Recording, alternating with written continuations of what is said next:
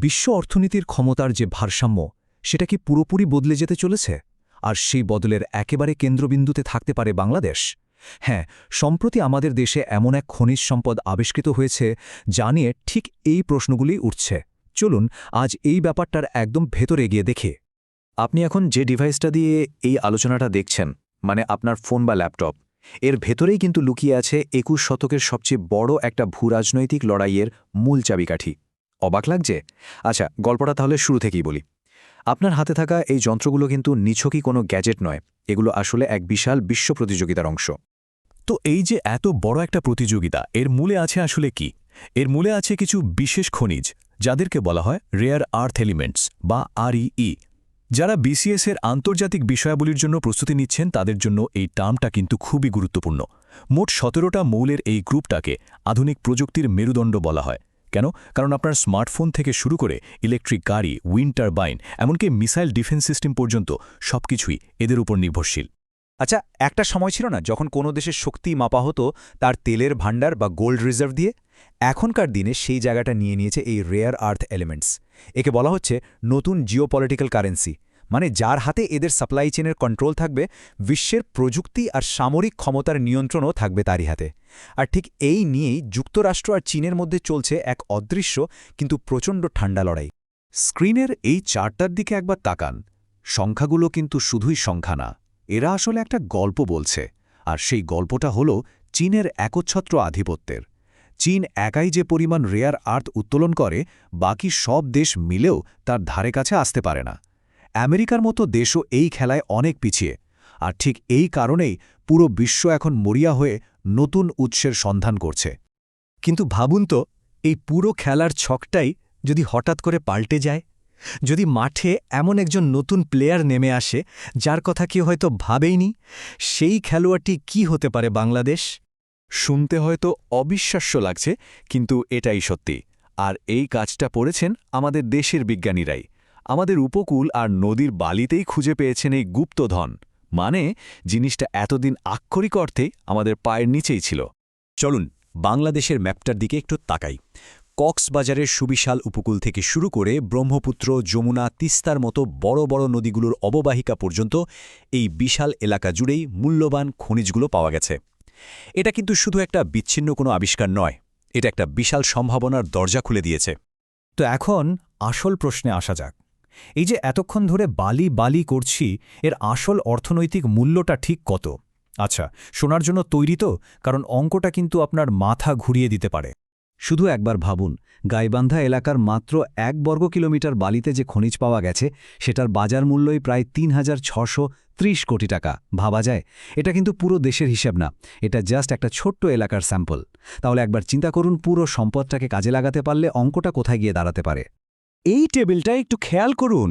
যারা প্রতিযোগিতামূলক পরীক্ষার প্রস্তুতি নিচ্ছেন তাদের জন্য এটা কিন্তু খুব গুরুত্বপূর্ণ।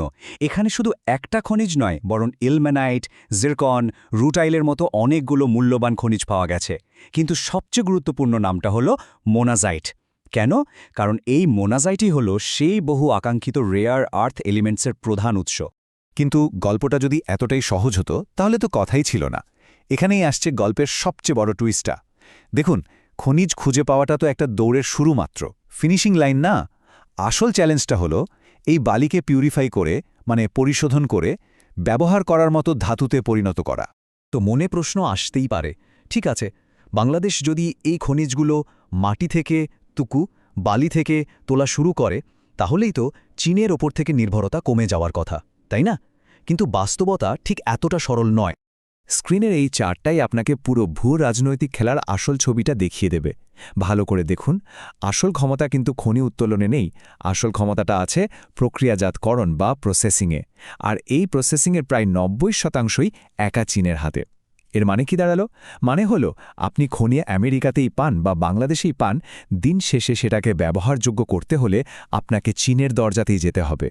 একজন ইন্ডাস্ট্রি অ্যানালিস্টের এই কথাটা শুনলেই ব্যাপারটা পরিষ্কার হয়ে যাবে। তিনি বলছেন, সরবরাহের উৎস পাল্টালেই ক্ষমতার ভারসাম্য বদলায় না। যদি প্রক্রিয়াজাতকরণের ক্ষমতাটা একই হাতে থেকে যায়, মানে শুধু নতুন খনি খুঁজে পেলে ক্ষমতার কেন্দ্র বদলায় না, শুধু খনির ঠিকানাটা বদলায়। এই যে গ্লোবাল চ্যালেঞ্জ, এটা তো আছেই। এর সাথে আবার যোগ হয়েছে বাংলাদেশের নিজের কিছু বড়সড় বাধা।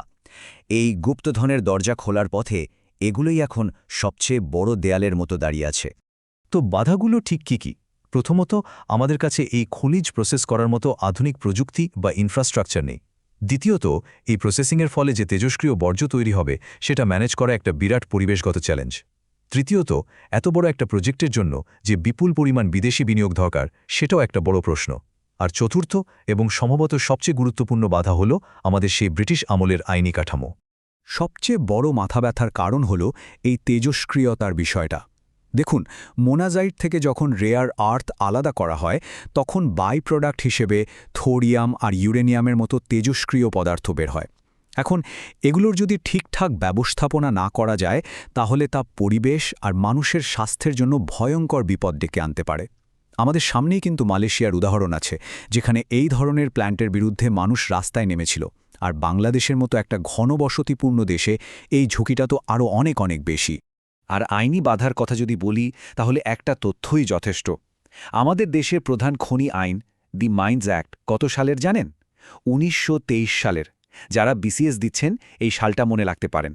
একবার ভাবুন, প্রায় ১০০ বছরেরও বেশি পুরনো একটা আইন দিয়ে কি ২১ শতকের এই জ্যোতি খনি শিল্প চালানো সম্ভব? একদমই না। তাই বিনিয়োগ আনতে আর পরিবেশটাকে বাঁচাতে হলে এই আইন বদলানোর কোনো বিকল্পই নেই।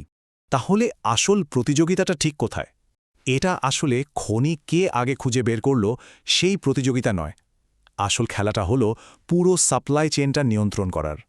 মানে ওই যে বালির কণা, সেখান থেকে শুরু করে আপনার হাতে থাকা স্মার্টফোন পর্যন্ত পুরো রাস্তাটা কার নিয়ন্ত্রণে থাকবে সেটাই আসল কথা। বাংলাদেশের এই আবিষ্কারটা আসলে পুরো বিশ্বের জন্যই একটা আয়নার মতো। এটা চোখে আঙুল দিয়ে দেখিয়ে দিচ্ছে যে আসল দৌড়টা নতুন খনি খোঁজার জন্য না, আসল দৌড়টা হলো চীনের বাইরে নতুন একটা স্বাধীন প্রসেসিং সাপ্লাই চেইন তৈরি করার। তো সব মিলিয়ে বাংলাদেশের হাতে এখন একটা গুপ্তধনের মানচিত্র চলে এসছে। কিন্তু সেই মানচিত্র দেখে গুপ্তধন তুলে আনার জন্য যে চাবি দরকার, মানে যে প্রযুক্তি, বিনিয়োগ আর দূরদর্শী নীতি দরকার, বাংলাদেশ কি সেই চাবিটা তৈরি করতে পারবে? এই একটা প্রশ্নের উত্তরের ওপরেই কিন্তু নির্ভর করছে শুধু দেশের অর্থনীতির ভবিষ্যৎ না, বিশ্ব রাজনীতি।